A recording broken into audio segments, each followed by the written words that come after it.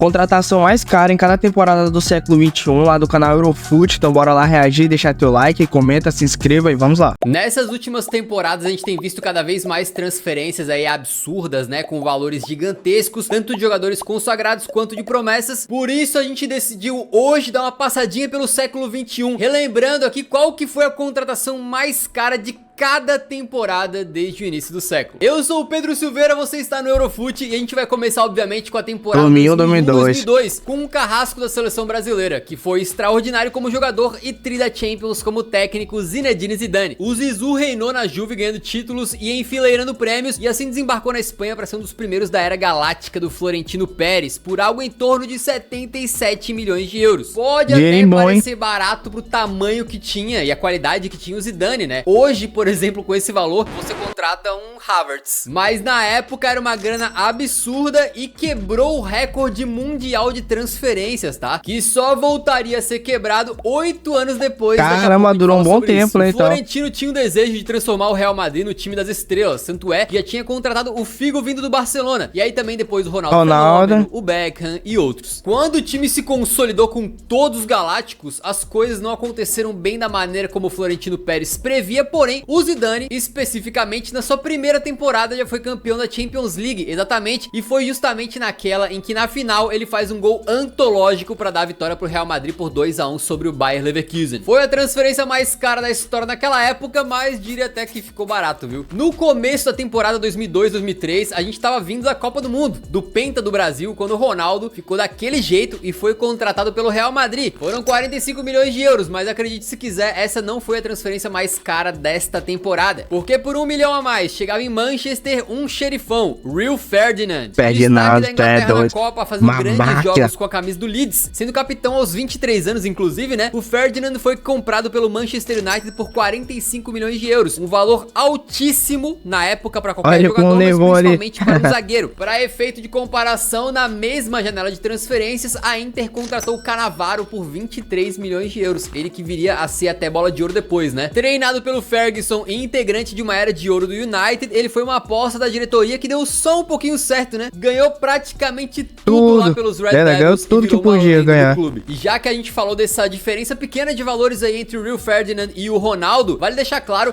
que tudo nessa lista aqui a gente tá usando como base o Transfer Market, e pra padronizar a nossa lista aqui e não ter nenhuma discrepância, a gente tá usando todos os valores em euros, beleza? Falando em Manchester United, a contratação mais cara da temporada 2003-2004 foi justamente dos Diabos Vermelhos para os Galácticos. Algo em torno de 37 milhões e meio de futebol, euros. Né? Nosso querido David Beckham superou por um pouquinho outra grande contratação, que foi o Ronaldinho no Barça. Nessa época aí, gastar muita grana era sinal de que o cara era craque, né? A expectativa sobre o Beckham era bastante alta, mas em termos de títulos, né, em termos coletivos aí, a passagem dele pelo Real não foi fraca, que se imaginava. Na temporada que ele chegou, o Real chegou a ser quarto em La Liga e foi eliminado nas quartas da Champions pro Mônaco. Sem contar que perdeu uma Copa do Rei para o Zaragoza na final. Ele acabou ganhando apenas 2 títulos pelo Real Madrid, né? Mas em termos de mídia aí, virou uma super celebridade global e trouxe muita visibilidade também para aquele time do Real Madrid. Na temporada 2004-2005, o Manchester United contratou um jovem Wayne Rooney por 37 milhões de euros e por pouco ele não foi a contratação mais cara dessa janela. Isso porque o Chelsea foi buscar o Marcelo, um centroavante marfinense, que atendia pelo nome de Drogba, e pagou cerca de 38 milhões e meio de euros na época. Ele chegou com moral e foi até recebido no aeroporto por José Mourinho, mas teve um início conturbado, com uma demora para adaptação e até vaias depois de ter metido um doblete contra o City, acredita? É, exatamente, o público inglês pegava no pé dele no começo, porque supostamente o Drogba simulava muitas faltas, né? Essa dificuldade de adaptação inicial poderia ter sido o fim, porém sabemos que não foi. Drogba deu a volta por cima e superou tudo isso com 4 Premier Leagues, uma Champions, sendo decisivo na final e mais uma cacetada de títulos e gols decisivos, se tornando um dos maiores ídolos da história do clube. Não é de agora que o Chelsea lidera esse tipo de estatística quando a gente tá falando de contratações e gastos, né? E na temporada 2005-2006 o recorde também ficou com eles. Exatamente, os Blues abriram os cofres para trazer Michael Essien do Lyon por 38 milhões de euros. O volante chegou em Stamford Bridge para fazer parte de uma meiuca de muito talento, que na época tinha até nomes como Lampard e o Makelele. Forte fisicamente, o Essien era aquele volante marcador, mas que também com ótimas finalizações acabou acabou fazendo alguns essa golaços na sua sacou. carreira, inclusive aquele famoso contra o Barcelona na Champions. Valeu muito esse gasto, né? Todo mundo que viu o Essien jogar no auge pelo Chelsea sabe que ele era absurdo. Vamos pra temporada 2006, Eu não sabia que era ele não, pra falar a verdade, antes de ver agora, né? Que fez a contratação mais Ó, cara, o Chelsea tá? liderando Eles tudo. atacaram novamente contratando o Shevchenko, Shevchenko do Milan por algo em torno de 43 milhões de euros. Não era pra menos, né? Ídolo dos rossoneri, com uma Champions League no currículo e também com uma bola de ouro na sua galeria de troféus. Era um craque chegando na Inglaterra, porém as coisas não funcionaram muito bem pro Sheva. Ele ficou longe de corresponder às expectativas da Inglaterra, sendo ali um dos grandes flops, digamos, do futebol, antes dessa palavra ser algo comum, né? Foram 2 anos com 22 gols em 76 jogos pelos Blues, de um dos melhores do mundo para um comum da bola, algo que aconteceria também muito em breve com outro jogador. Mas antes da gente falar sobre isso, vamos pra temporada 2007-2008, quando um dos grandes centroavantes da geração tava surgindo muito bem. Foi contratado pelo Liverpool por cerca de 38 milhões de euros. A gente tá falando de Fernando El Niño Torres. Ele foi a contratação mais cara da história dos Reds na época e foi um tiro certeiro, diferente do Drogba, que sofreu pra se adaptar. Ele logo de cara marcou 33 gols na temporada, 24 já chegou jogando muita bola no Liverpool já. E em 2008 destruiu pela Espanha, marcando inclusive o gol do título da Eurocopa e jogou tanto que foi o terceiro colocado na bola de ouro, só atrás de Messi e Cristiano. Nessa época aí o Torres era um craque da bola e não é à toa que aqui atrás de mim tem uma camisa dele ali, tá? Eu era simplesmente assim, fascinado pelo futebas desse camarada. Aí galera, aqui no canal tem vídeo da história dele, do começo até o final da carreira dele, do Fernando Torres. Então se você tiver curioso pra saber como é que foi o começo dele, pelo futebol, então procura aqui no canal que vocês vão achar, que o vídeo também tá muito legal. E é isso, bora lá continuar. Na temporada 2008-2009, a contratação mais cara da janela foi feita pelo Manchester City pelo valor de 43 milhões de euros. Mas gente, o jogador em questão é um ser humano execrável, então vocês nos dão desculpas, mas o Eurofoot não vai se alongar nesse tópico. Acredito que a maioria de vocês está com a gente na decisão de ignorar o foragido da justiça italiana, beleza? Mas é verdade. Coisa boa, porque na temporada 2009-2010 o mundo... Parou, não sabia que esse daí tinha conseguido ser uma das maiores contratações aí do City, não. Essa eu não sabia, não. Caraca. Conheceu um dos casamentos mais lindos e produtivos entre um jogador e um clube na história. Isso porque depois de enfileirar no Manchester United taças e mais taças, entre elas a Champions, a Premier League e até ganhar uma bola de ouro, Cristiano Ronaldo chegou ao Real Madrid por 94 milhões de euros, esmagando aquele recorde que até então era do Zidane. E se o Zidane já tinha sido barato pelo que ele fez em campo, né, o Cristiano Ronaldo ficou praticamente de graça. Essa chegada do Cris no Real foi o início de uma nova era galáctica, com uma equipe que eventualmente ganhou 4 Champions Leagues e com inúmeros recordes quebrados pelo CR7 como a artilharia máxima da história do clube. Se a gente tivesse avaliando também, se cada contratação deu certo ou não, né, fazendo uma tier list assim, essa tinha que ser naquele famoso tier S, lá de cima, né? O que não dá pra dizer da transferência mais cara da temporada 2010-2011, porque ela foi do primeiro cara a aparecer nessa lista 2 vezes, o nosso querido Fernando Torres. A gente cansou de ver jogadores que fizeram história num clube e se transferiram pra um rival, e foi justamente o caso do Torres, que foi pro Chelsea por algo em torno de 58,5 milhões de euros, superando a transferência do Shevchenko não só no valor, mas também na quebra de expectativas que ele gerou. Isso porque é outro caso de um dos melhores jogadores do mundo que parece que quase desaprendeu a jogar bola. Muitos botam culpa aí nas lesões que o Torres teve, né? Mas o fato é que de um cravador nato, ele foi pro Chelsea e parece que esqueceu de fazer gol, metendo só uma bola na rede em 18 jogos nos primeiros 6 meses que ele fez pelos Blues, virando meme como um dos piores da bola. Bizarro, né? Mas mesmo... Daí pra frente foi a decaída dele, mas até que ele teve alguns lampejos, assim, do auge dele, né? De jogar bola, jogava muito bola, assim como jogou no Liverpool, lá pelo Chelsea. Em algumas partidas a gente viu que ele destruiu. Tem até um gol que ele fez, acho que foi contra o Liverpool, que ele driblou o goleiro e fez um gol lá, daquele lá. Se não tem nada, acho que foi contra o Liverpool. Tornando um jogador mais comum no Chelsea, né, e não um craque camisa 9 espetacular, ele ainda marcou alguns gols muito importantes, como aquele contra o Barcelona. Contra o Barcelona, exatamente, golaço. 2012, né, na semifinal. Também fez gol em final de Europa League. Viu? Teve alguns lampejos de craque. E uma galeria de troféus bem interessante por lá, então não foram só momentos ruins, mas de fato ele jamais foi no Chelsea o Torres que a gente tinha visto no Liverpool. E se a gente porque depois do Liverpool, o quesito de muitos gols dele foi decaindo.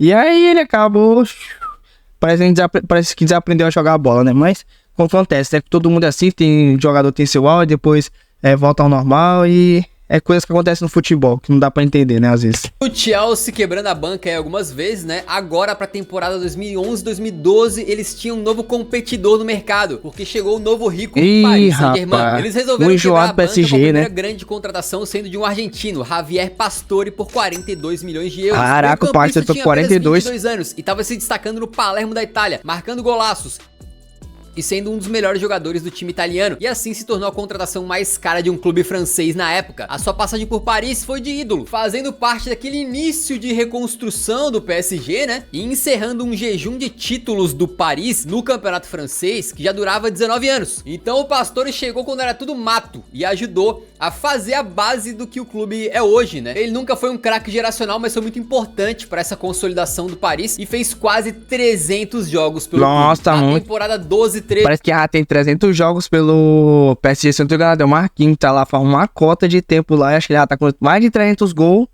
mais de 300 jogos, senão tá quase chegando a 300 jogos por lá, que tá doido, um homem gostou de Paris, acho que ele vai se aposentar lá, do jeito que tá indo. Mais uma vez foi o Paris o responsável pela contratação de mais novo. cara, isso porque eles foram no mercado Thiago buscar Silva. um xerifão pra ser um dos principais pilares defensivos. Não era pra ter ido pra ele, Thiago Silva, na moral. A Champions League, né, com o Thiago Silva agora vai. Eles pagaram 42 milhões no brasileiro, que tinha se tornado ali um ídolo no Milan muito rapidamente, né, e chegou pra completar a colônia brasileira em Paris, que já tinha o Alex, o Maxwell, o ítalo brasileiro Thiago Mota e o cracaço Nenê, além do Lucas Moura. Mas o Thiago Silva chegou junto com o Ibra, né, os dois vindo do Milan, e eles não conseguiram ganhar a Champions por lá. Porém, esses dois pilares, né, um na defesa e outro no ataque, certamente foram um dos jogadores mais importantes que o Paris já teve na história. Muito mais até do que o próprio Pastore, né, e outros nomes desse começo de PSG. Esses dois caras foram ali basicamente a base do time, que acabou se consolidando como hegemônico na França. E o Thiago Silva, apesar de ser ídolo, saiu meio que chutado de lá, tá? Foi bem lamentável a saída dele. O próximo nome da lista quebrou recordes e ajudou a iniciar uma nova era de valores aí no futebol mundial. Isso porque na temporada 2013-2014 o Real Madrid não perdeu tempo e contratou um dos seus desejos de longa data para completar o ataque com o Ronaldo Benzema, o Gareth Bale,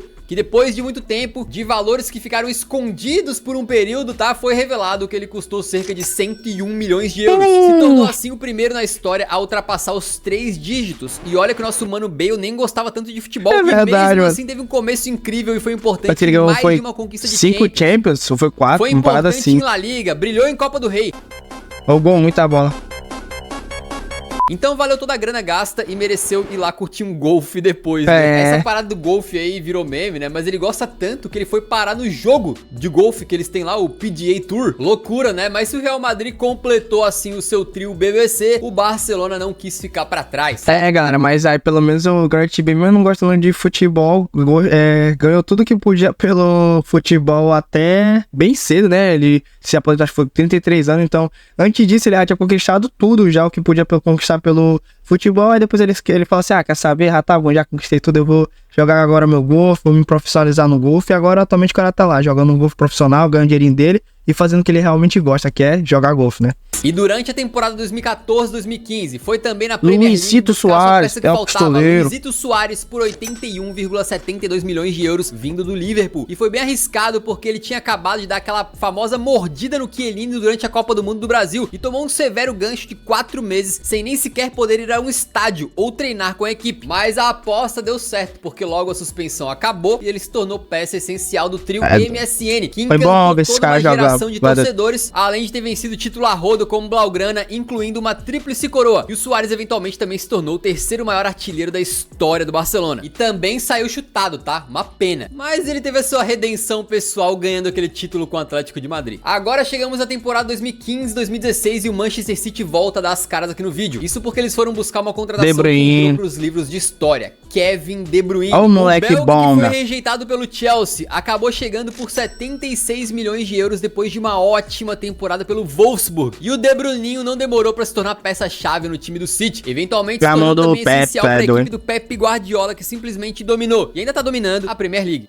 Tem muito jogador bom que valeu a pena nessa lista aqui, né? Mas o Kevin De Bruyne é um dos mais fáceis de cravar que valeu cada centavo, mesmo se tivesse custado o dobro. E na temporada 2016-2017, o clube que fez a contratação mais cara foi o rival de Manchester, né? O Manchester United, que pela segunda vez na história fez um jogador passar da marca de 100 milhões de euros num gasto de transferência. Foi o Paul Pogba que, ao chegar por 105 milhões, se tornou o jogador mais caro da história do futebol. Não era por menos, já que ele doutrinava o meio de campo da França, vice da Eurocopa, e também era o camisa 10 bianconero, né, conquistando 4 campeonatos italianos e um vice da Champions League pela Juve. É o que o Pogba jogou na Juventus, na moral. Satisfatória, e o Pogba, que volta e meia demonstrava um talento absurdo, só aparecia raramente, em meio a muitas lesões e outros períodos com atuações muito ruins. Um fato curioso é que o Pogba é cria do clube inglês e saiu de graça pra Juventus. Aí foi contratado por esse valor recorde pelo United e depois saiu de graça pra Juventus mais uma vez. Chega... E galera,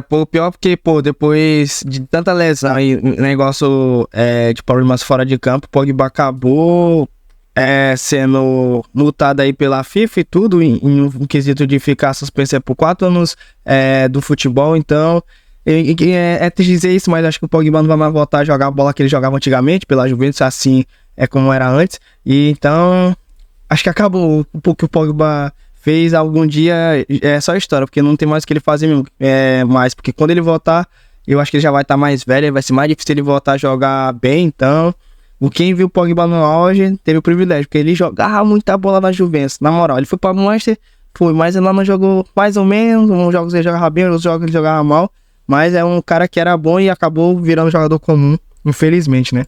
Chegamos então na temporada 2017-2018, quando um evento global acabou fazendo que um dos trios mais encantadores aí dos últimos tempos se desfizesse. E o evento foi o Neymar aceitar se transferir para o Paris Saint-Germain, que pagou a sua multa rescisória de 222 milhões de euros. Não fazia tanto tempo que a barreira dos 100 milhões tinha sido quebrada pela primeira vez, e agora o Paris Saint-Germain não só bateu 200 e pouco, como mais do que dobrou a contratação que era, na época, a mais cara da história, que era o Pogba. Insanidade total. E de lá pra cá, velho, acho que a gente poderia fazer um vídeo inteirinho só sobre a passagem do Neymar, né, no PSG.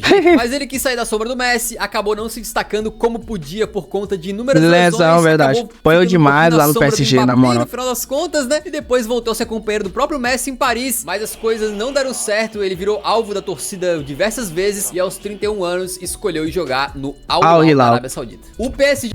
Ai, galera, é triste o fim de carreira do Neymar, na moral. Mas pelo menos algumas partidas a qual ele chegou a jogar lá no PSG, ou seja, quando ele tava em campo, lá pelo PSG, ele até que jogou bem, né? Mas poderia ter jogado mais, poderia, se não tivesse tantas lesões e o problema de estar a campo. Mas é um cara que tem alguns bons jogos lá pelo PSG, principalmente na Champions e tal. Então, vou relevar mais ou menos essa saída do Neymar pelo PSG, né? O PSG não parou no Neymar e na mesma janela de transferências eles trouxeram o Mbappé do Mônaco por empréstimo. Só que foi um empréstimo muito migué, tá? Que eles fizeram só pra burlar o fair play financeiro. Eles teriam a obrigação de comprar o Mbappé na temporada seguinte, 18-19. Então oficialmente na contabilidade, digamos assim, né, na temporada 18-19 o cara mais caro do mundo foi o Mbappé. Só que ele já tava no PSG há uma temporada. Eles fizeram isso aí só pra burlar o fair play financeiro mesmo, já que ele chegou na temporada 17-18, mas só foi pago depois, beleza? Então se a gente ignorar essa treta aí, o cara mais caro da temporada 18-19 foi o Cristiano Ronaldo. A Juventus pagou 117 milhões de euros no veterano pra continuar dominando a Série A e quem sabe eles caem a Champions, né, que não vinha há um bom tempo. E de UCL, o CR7 entende melhor do que ninguém, mas não deu muito certo, mesmo metendo gol a rodo. A Juventus com ele só conseguiu passar das oitavas de final uma vez na Champions e viu a sua sequência italiana ir embora, com a Inter de Milão quebrando a hegemonia bianconera no seu último ano por lá. A parte dele ele fez, tá? Mas digamos que coletivamente não deu muito certo. O time do Coelho tava fraco. O Griezmann, que foi pro Barcelona, o time da Juventus na época. 2019-20, o Atlético de Madrid foi atrás de uma grande promessa de Portugal. Lá do Benfica. A insanidade que foi essa janela de transferências. Ela teve não uma, não duas, mas 3 contratações que passaram da marca dos 100 milhões de euros. E nenhuma delas deu certo. O Hazard foi pro Real Madrid por 115 milhões. O Griezmann pro Barcelona por 120. E o Atlético de Madrid torrou a grana na jovem promessa João Félix, destaque do Benfica, por algo em torno de 127 milhões de euros. O futebol é tão maluco que isso já foi há 5 temporadas, tá? O Griezmann já voltou pro Atlético de Madrid e João Félix fez o caminho contrário, justamente indo pro Barcelona por empréstimo, enquanto o Hazard...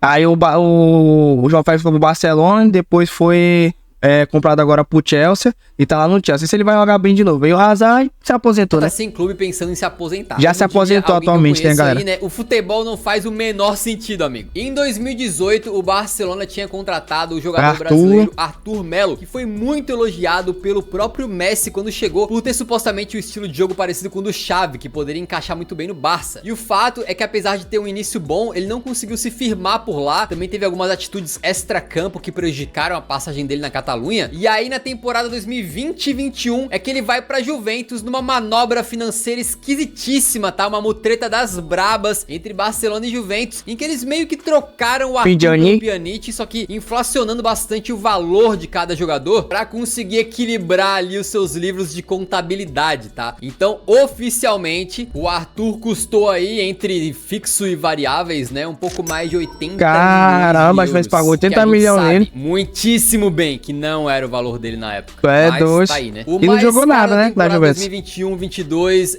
gente finíssima fora de campo, né, mas dentro de campo já foi muito criticado, que foi o Jack Grealish. As suas atuações com a camisa do Aston Villa fizeram o City desembolsar 117,5 milhões de euros pra contratar o cara. E é verdade que ele teve um começo muito criticado, especialmente pelo valor absurdo pago nele, né, o que botou a expectativa lá no alto e o desempenho não vinha correspondendo. Mas ele demorou pra encaixar, só que aos poucos fez a desconfiança acabar sumindo, porque foi um dos grandes nomes na conquista da tríplice coroa do Manchester City na temporada 22-23, sendo ali um homem de confiança no estilo de jogo do Pep, mesmo que ainda longe de ter um grandioso destaque individual, mas sendo muito importante para o coletivo. Agora, galera, atualmente o Grealish tá bem pegando bastante banco mesmo lá na equipe do Pep, lá no Manchester City. Não sei o que tá acontecendo com ele, mas tipo, era um cara que era todo o tempo titular. Agora no momento tá só pegando o banco, todo tempo pegando o banco. E jogava muita bola quando ele era titular, agora não. Tá só lá sentado, olhando, olha, tem vezes que o Pep nem bota ele, fica lá só no banco o jogo todinho, então tá complicada a situação do Grealish atualmente lá no Manchester City, né? Próximo nome é um cara incrível, né, porque em questão de 6 meses a vida dele mudou da água pro vinho. Estamos falando do Enzo Fernandes, que foi do River Plate pro Benfica e jogando como jogador do Benfica a Copa do Mundo, acabou ganhando demais e logo depois foi contratado pelo Chelsea e até hoje tá lá, que chegou a 121 milhões de euros. Ele também se tornou o mais caro da Premier League e ainda tá penando pra se adaptar. Desde que chegou no começo de 2023, foi comandado por 4 treinadores diferentes. E com essa bagunça no Chelsea, é um pouco difícil de extrair o melhor do futebol do Enzo. E até por isso o veredito sobre o valor pago nele ainda tá pra sair. Mas pelo talento absurdo que esse cara tem, a expectativa é que ele possa ser um meio-campista dominante no Chelsea na Premier League por muitos anos. Que ele fez bonito de longe. A mais cara da lista veio na temporada 23-24, né? Obviamente, pelas mãos do Arsenal, que é a primeira vez que aparece nesse vídeo. Depois de um namoro de muito tempo, os Gunners foram buscar o Declan Rice no West Ham por cerca de 116,6 milhões de euros. Ele que vinha sendo um dos melhores tá jogando muita bola no Arsenal nos últimos tempos e inclusive foi indicado pro prêmio de melhor do mundo da FIFA no ano de 2023. O Rice rejeitou o Bayern de Munique para jogar no time comandado por Mikel Arteta, de quem é fã declarado, e tem tudo para ser um jogador histórico em Londres por muitos anos. E aqui uma observação bem importante sobre esses valores, tá? No caso do Declan Rice, por exemplo, algumas fontes colocam que ele foi contratado por um valor mais baixo com alguns bônus em cima. Então, se fosse comparar apenas pelo valor fixo, o valor base da transferência, o mais caro dessa janela teria sido o Moisés Caicedo do Chelsea por 116 milhões. Mas como a gente falou, usamos o Transfer Market e tudo em euros para padronizar as medidas, tá? E essa questão de transferência é bem complicada, porque tem valores fixos, tem bonificações por metas, tem bonificações automáticas, tem taxa paga para empresário, tem luvas a serem pagas, então tem um monte de coisa que às vezes não é tão simples assim e que sequer são divulgadas, beleza? Mas de acordo com nossos parceiros do Transfer Market, é essa lista que vocês viram hoje. Qual jogador dessa lista mais valeu a grana e qual deu mais prejuízo? Deixa nos comentários. Sinceramente, o que mais valeu, não tem o que falar, pô. O Cristiano Ronaldo indo pro Real Madrid, tu é doido, Cristiano Ronaldo foi o cara que mais valeu a pena do tanto que ele ganhou pelo Real Madrid, a fama que ele deu pro Real Madrid. O Gareth Bale também hoje valeu muito a pena o Real Madrid lá buscar ele. Tu é doido, jogou muita bola na época do trio BBC, tá doido. Mas é isso, galera, o vídeo de hoje, espero que vocês tenham gostado. Deixa teu like, comenta aqui embaixo qual foi a contratação mais valeu a pena, a sua opinião, que eu quero saber. Deixa nos comentários, se inscreva no canal, me siga no Instagram que vai estar aqui embaixo. É isso, obrigado por ter assistido, valeu, até a próxima, fui!